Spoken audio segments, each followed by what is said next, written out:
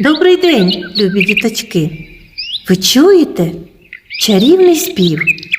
Він нас закликає зупинитися, прислухатись і подивитися навкруги. Надзвичайним, дивним, чудовим є світ птахів. Друзі, ви вже знаєте, що деякі птахи відлітають на зиму у теплі краї, а інші, найсміливіші, залишаються зимувати, які пристосовані до суворих зимових умов проживання. Їх називають осілими.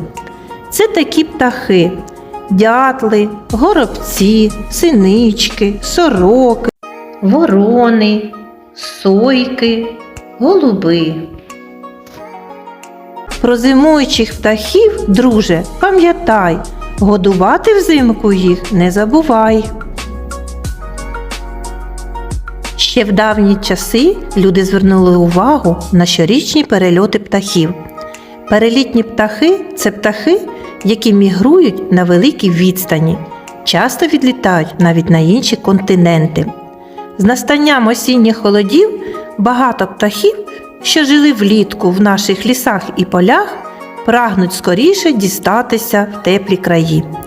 Перелітні птахи відлітають тому, що з похолоданням зникає доступ до їжі, води, зникають комахи, трав'янисті рослини в'януть, водойми замерзають. Ці птахи не пристосовані до суворих зимових умов проживання. Першими відлітають у теплі краї шпаки.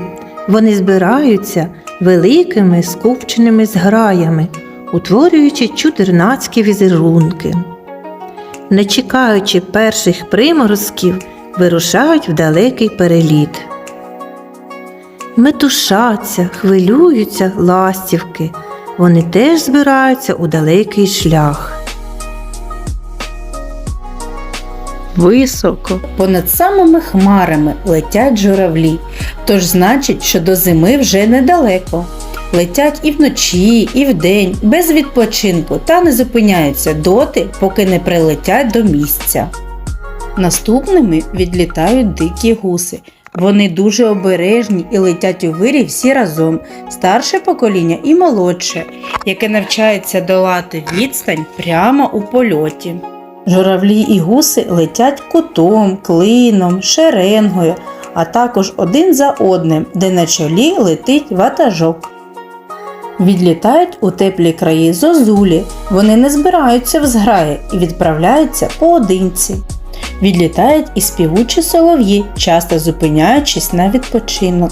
До теплих країв відлітають грач, лелека, стриж, жайворонок, чайка, дрізь та інші.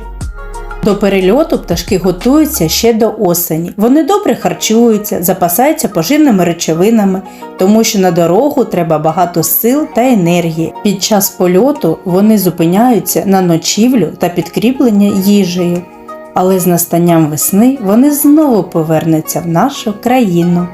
Любі діточки, сьогодні до нас у гості завітав горобчик. Давайте з вами пригадаємо будову пташки.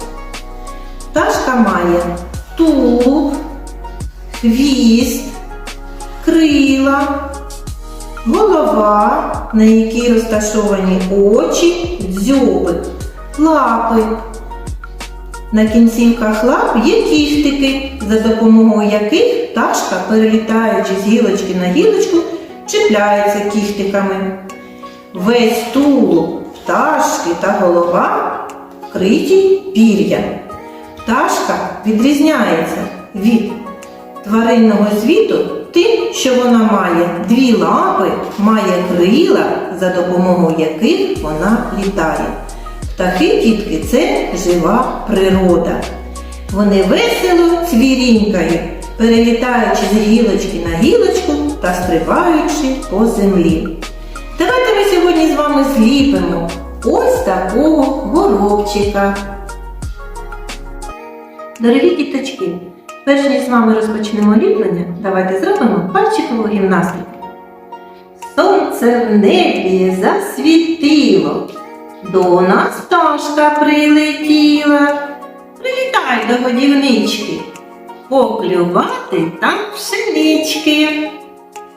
Для нашого ліплення, діточки, нам знадобляться пластилін коричневого кольору, чорного, стека і отака от дощечка, так, серветка.